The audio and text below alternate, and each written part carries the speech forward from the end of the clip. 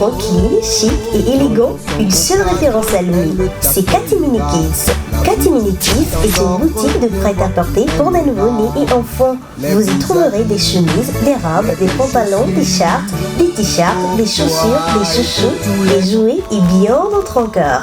Katimini Kids se situe sur le boulevard Circulaire, en face de l'ancien immeuble de la Lunato. Contact plus 228 90 04 17 03, plus 228 87 16 46 46. Katimini Kids, l'enfance, c'est l'élégance.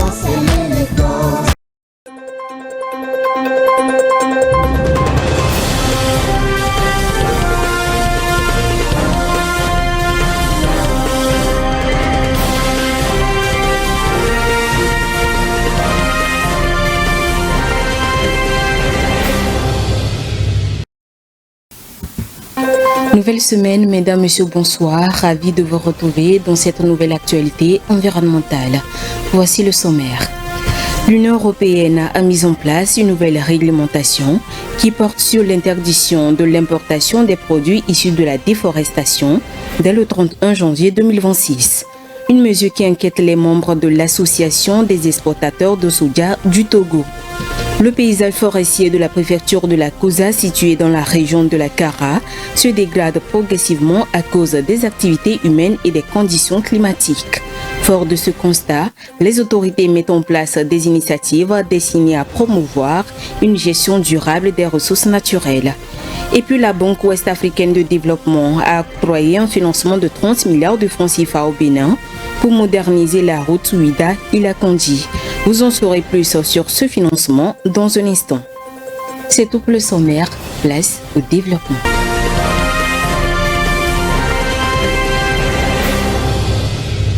Une nouvelle réglementation de l'Union européenne interdira dès le 31 janvier 2026 l'importation du soja issu de la déforestation en Afrique. Cette nouvelle inquiète les membres de l'Association des exportateurs de soja en CES-Togo. Léonce Sabou. Les membres de l'Association des exportateurs de soja en CES-Togo sonnent l'alarme sur une nouvelle réglementation de l'Union européenne qui compte interdire l'importation des produits issus de la déforestation. Elle sera mise en vigueur à partir du 31 janvier 2026. Cette exigence est particulièrement portée sur le soja, qu'il soit bio ou conventionnel. Elle stipule que les producteurs devront prouver que leurs cultures n'ont pas été implantées sur des terres ayant subi une déforestation. Ce processus est coûteux et nécessite parfois l'intervention d'experts. Le président de l'ANSES, Kokou Théou, avertit que ce ne sera pas chose facile pour un opérateur seul de se conformer à cette exigence. Il lance par la même occasion un appel à l'État pour soutenir les exportateurs afin d'éviter de voir le Togo perdre son rang de leader en matière de soja biologique vers l'Union européenne. La filière de la culture de soja au Togo craint des pertes économiques importantes. Il est donc crucial de trouver rapidement des solutions pour maintenir le Togo à la première place des pays exportateurs de cette céréale. Les communautés de la préfecture de la Kosa, au nord du Togo, dépendent largement des forêts, des paysages arborés et des prairies pour leurs moyens de subsistance et leur bien-être. Cependant, cette dépendance a conduit à une exploitation excessive des ressources, entraînant une dégradation environnementale préoccupante. Suivant. Le nord du Togo dispose d'une multitude de richesses naturelles qui renferment des paysages forestiers avec une biodiversité variée. Dans la préfecture de la Kosa, les communautés locales exploitent ces ressources pour leurs moyens de subsistance et pour leur bien-être, ce qui crée à long terme la dégradation des écosystèmes forestiers. La conversion massive des terres en zones agricoles est l'un des principaux facteurs de cette dégradation. Les pratiques agricoles intensives ont non seulement réduit la couverture forestière, mais ont également contribué à l'érosion des sols et à la perte de la biodiversité. Selon le Programme national de reboisement du Togo, le couvert forestier productif du pays est estimé à environ 386 000 hectares, soit seulement 6,8% de la superficie nationale, reflétant une situation critique. Face à ces défis, La restauration des paysages forestiers émerge comme une priorité essentielle. Des initiatives telles que le Programme national de reboisement visent à restaurer les écosystèmes dégradés et à promouvoir une gestion durable des ressources naturelles. Des études récentes soulignent également l'importance de la foresterie communautaire dans la région de la Kara, où se situe la préfecture de la Kouza. Ces initiatives devraient encourager la participation active des communautés locales à la gestion et à la conservation des forêts, contribuant ainsi à la restauration des paysages forestiers et à l'amélioration des conditions de vie des populations. Il est impératif que les autorités locales, les organisations non gouvernementales et les communautés collaborent étroitement pour inverser la tendance actuelle de dégradation. La mise en œuvre de pratiques agricoles durables, la promotion de l'agroforesterie et la sensibilisation des populations aux enjeux environnementaux sont autant de mesures nécessaires pour assurer un avenir durable à la préfecture de la Kouza. Le Togo a révisé son objectif d'accès à l'eau potable, le faisant passer de 85% à 112% en 2025. Malgré ce réajustement, l'objectif de couverture universelle reste visé pour 2030, avec des projets en cours soutenus par un budget de 19 milliards de francs CFA pour l'année 2025. Honoré Kata nous donne plus de détails dans ce commentaire. Le gouvernement togolais a récemment révisé son objectif d'accès à l'eau potable, initialement fixé à 85% d'ici à fin 2025. Ce taux de couverture nationale visé a été réduit à 72%, soit une baisse de 13 points de pourcentage, selon le budget du citoyen publié par le ministère de l'économie et des finances. Cette révision intervient bien que le pays ait enregistré une légère progression passant de 69% en 2023 à 70% en 2024. Cette avancée, bien que modeste, témoigne de l'engagement du gouvernement pour améliorer l'accès à l'eau potable dans le pays. Les projections pour 2025 montrent des améliorations dans les différentes zones. En milieu rural, le taux de déserté devrait atteindre 79% contre 67,51% l'année précédente, tandis qu'en milieu semi-urbain, il devrait passer de 60% à 63% et en zone urbaine, la couverture progresserait de 72% à 79%. Pour atteindre ces objectifs, plusieurs projets sont déjà en cours tels que la construction de 388 forages équipés de pompes à motricité humaine dans les régions de la Kara et des savanes, ainsi que l'installation de 205 postes d'eau autonomes nécessitant des investissements d'environ 7 milliards de francs CFA. Malgré la révision à la baisse, l'objectif de couverture universelle d'ici à 2030 demeure intact. Pour cette année, le gouvernement a prévu un budget prévisionnel de 19 milliards de francs CFA pour poursuivre les efforts dans ce secteur. Cette révision montre un réalignement des attentes tout en maintenant la volonté de garantir l'accès à l'eau potable à tous les Togolais d'ici la fin de la décennie.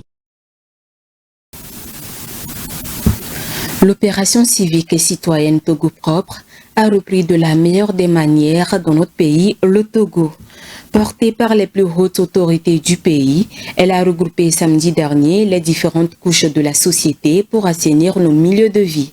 Retournons sur cette journée de salubrité nationale dans cet élément que nous présente Vivas Amana.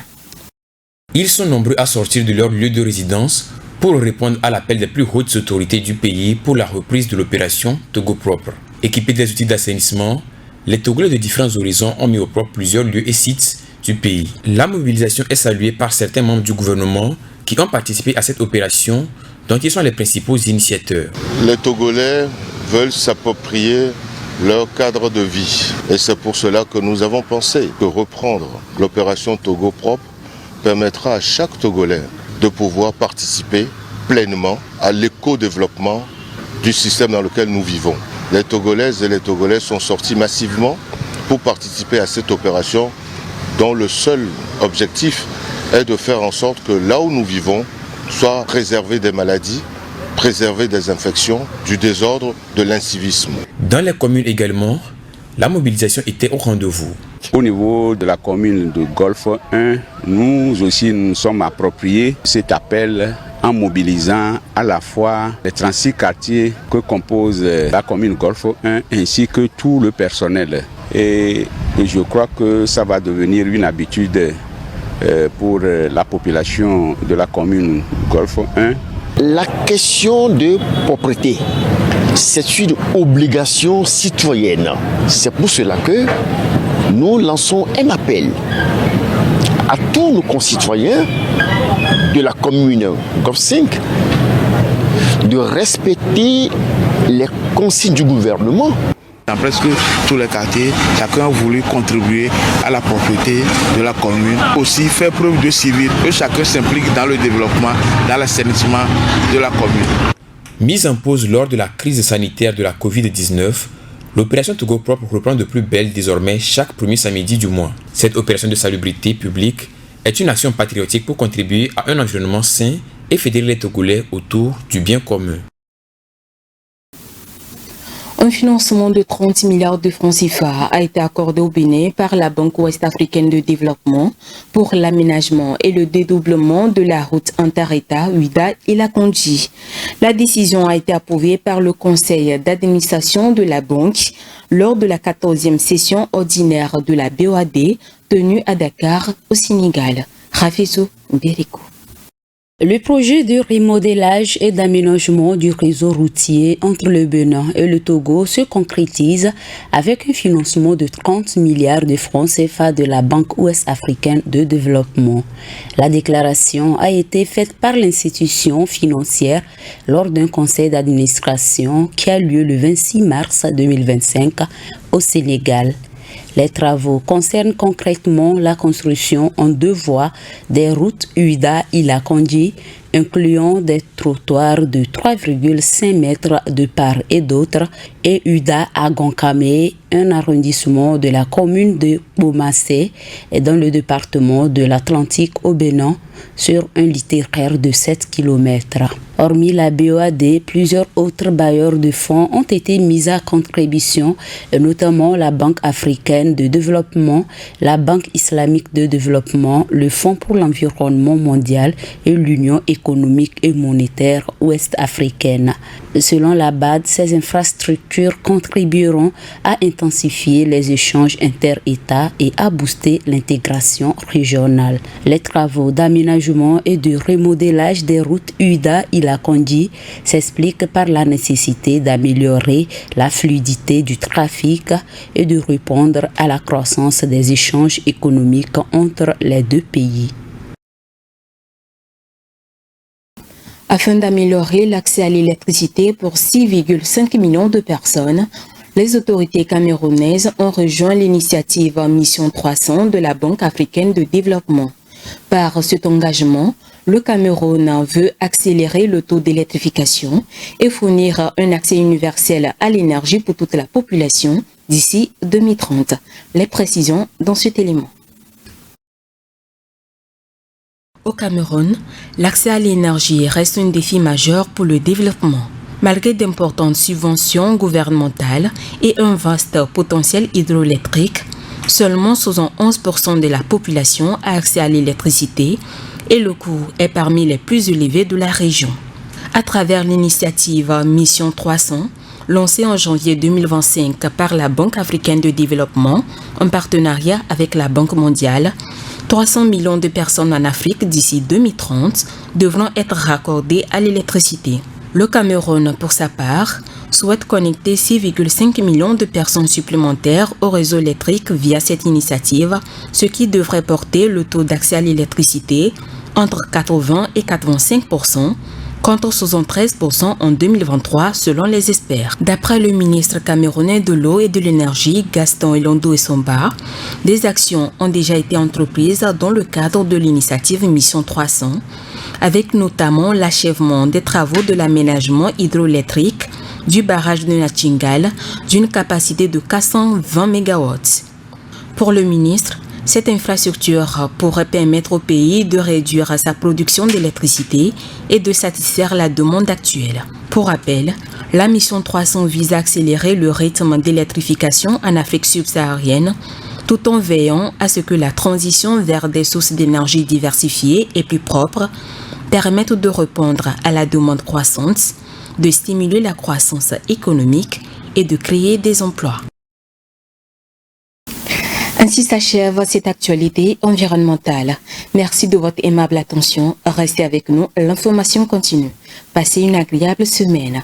Green TV International, we revive the environment.